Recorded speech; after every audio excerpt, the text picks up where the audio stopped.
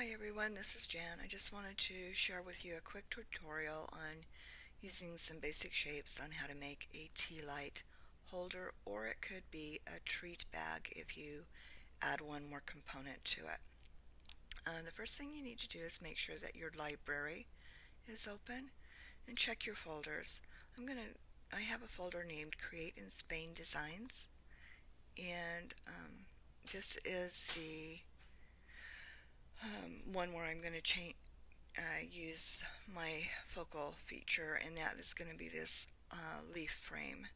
As you can see, it's all enclosed and all the cut file is there for you.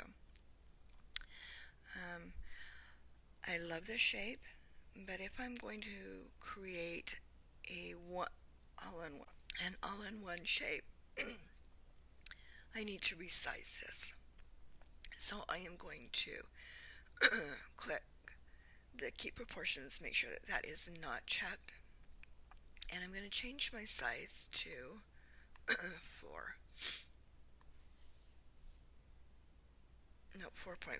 sorry. I've slept since last night, guys.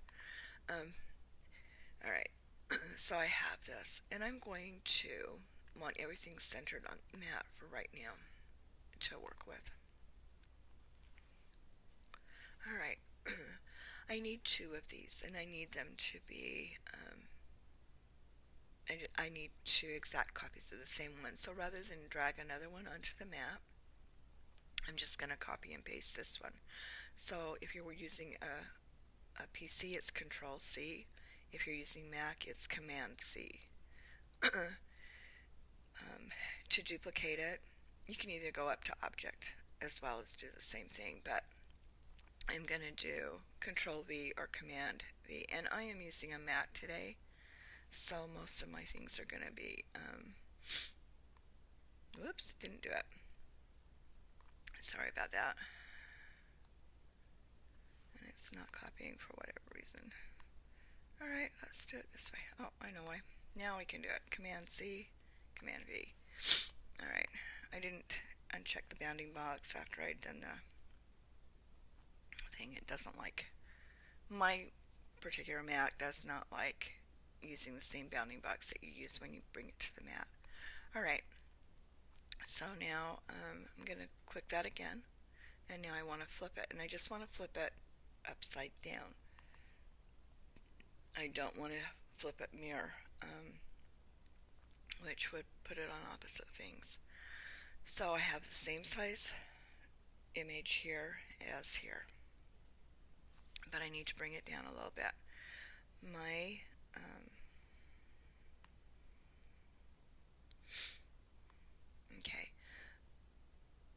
my Tealight is about 1.5 inches in diameter, but I want to have a little bit of leeway, so I am going to, for my bottom, so I want to bring in a rectangle.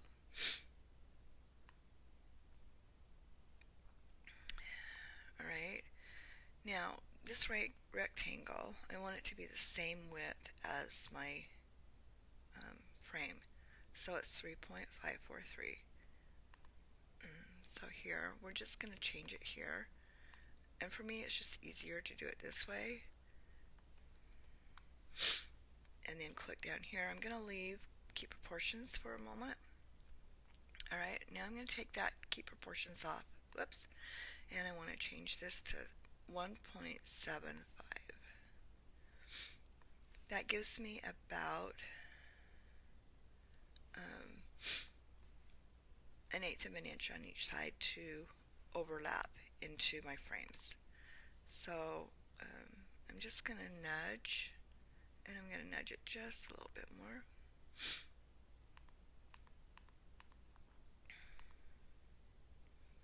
Okay, and I'm going to bring this frame down just a little bit.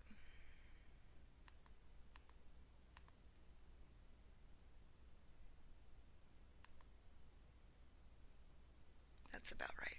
So they're all centered. I can do this just to make sure that everything is centered on my page. So if there's any actual nudging that needs to be done, that the software can do that. Alright, now take your frame and the rectangle, holding the shift key and the left mouse, click, and you have both of those highlighted. Or you can go over here to the leaf frame, highlight it, shift, click, and you've got your rectangle highlighted. Then I'm going to go up to path. Now this isn't showing on my screen, so I apologize, but path is up in your toolbar, and you're going to click on union. Alright, and when that turns all the same color, then you know that the union command has worked.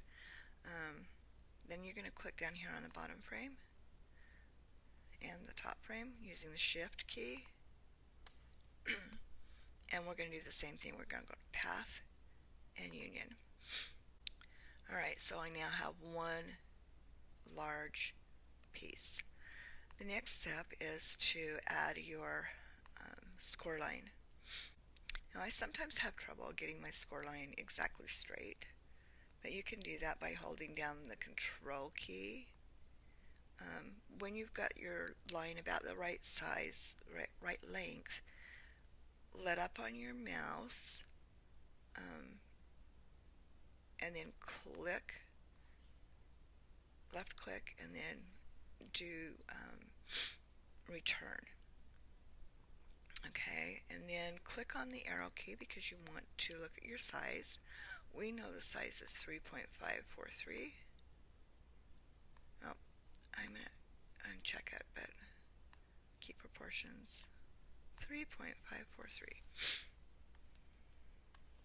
Alright. Okay, now the important part. Go to the wrench and click on score. Alright. Now we're going to go back to the position and size palette, and we're going to move this to center on the page. Alright.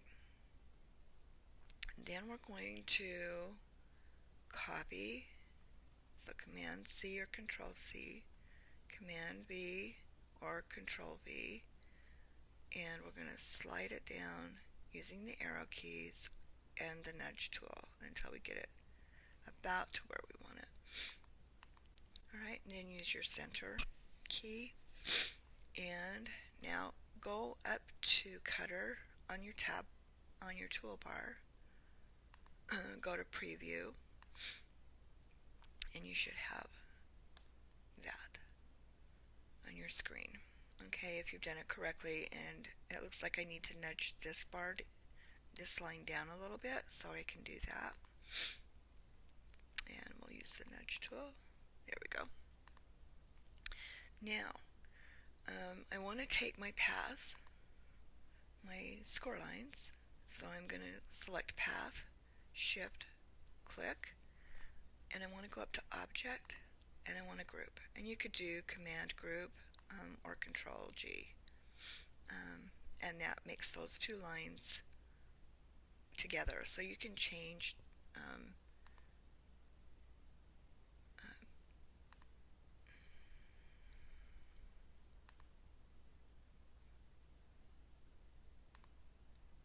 there. You can change the line style if you want.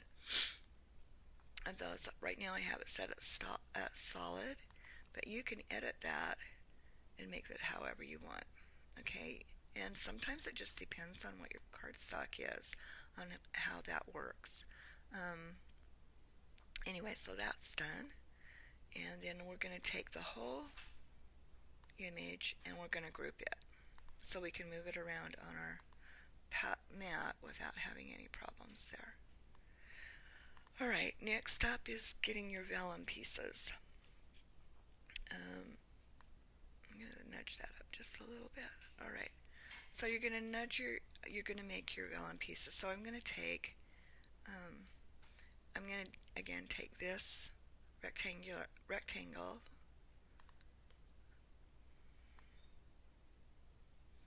and I know that it needs to be 3.543, but watch this. I don't want it exactly the same width.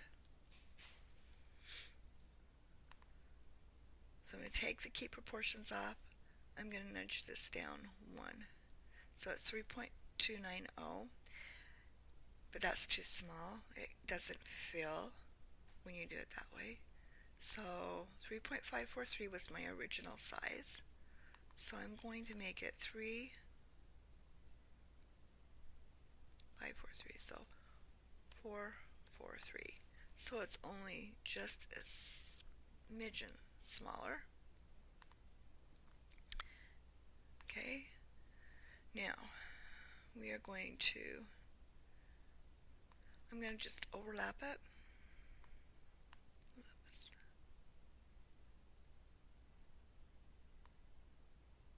And I'm going to go ahead and just nudge it so it's kind of centered, and I'm going to bring it down just a little bit. Alright, so now I'm just going to drag it down. I don't want it to go past my score line. I want it to be just under that, but covering all of the image. So it looks like that will work. Not a problem. So I can drag that over here, because I can cut both pieces at the same time if I'm using a heavy weight.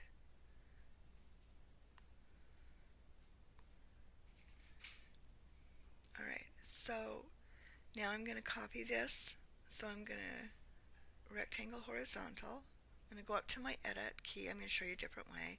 I'm going to copy, and then I'm going to go to edit and paste. And there you have it. You're ready to go. You're ready to cut. One thing that some of you may not know is that you can, if you move something off the mat, make sure it's all the way off the mat, or else your machine will still try to cut it. Easiest way for me to do this is, and save paper, is to draw a bounding box around the images that you don't want to cut at the same time, or that you need to cut with a different setting, and go to Object and Hide. And it's gone. And then when you're ready to, don't unload your mat, alright? Then come back and go to Show All, and then hide this image, and then you can just cut, leaving your mat exactly where it's at in the cutting path on your machine, and you're good to go. I always put all of my papers on. If I have different weights, then I just hide the stuff that I don't want cut. Alright, then it's Show All, and be sure that you save your file. Alright?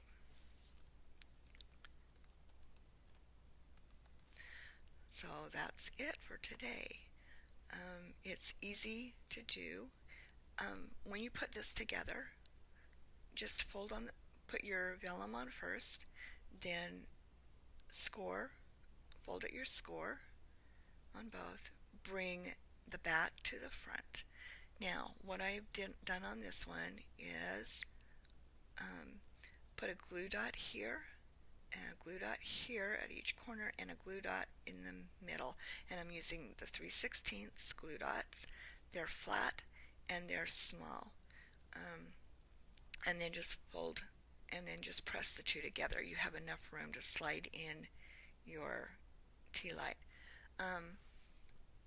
In my example that I'm showing you a picture of, the Tealight is not a Tealight. It is a Chibitronic LED light. Really simple to do, and if you're interested in that, you can pick those up at Amazon.com.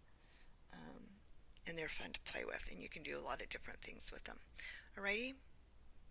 So hope that this helps, and you'll enjoy your crafting time over the course of the next day. I'd like to see if you make this and what you do with it, and how you make it your own.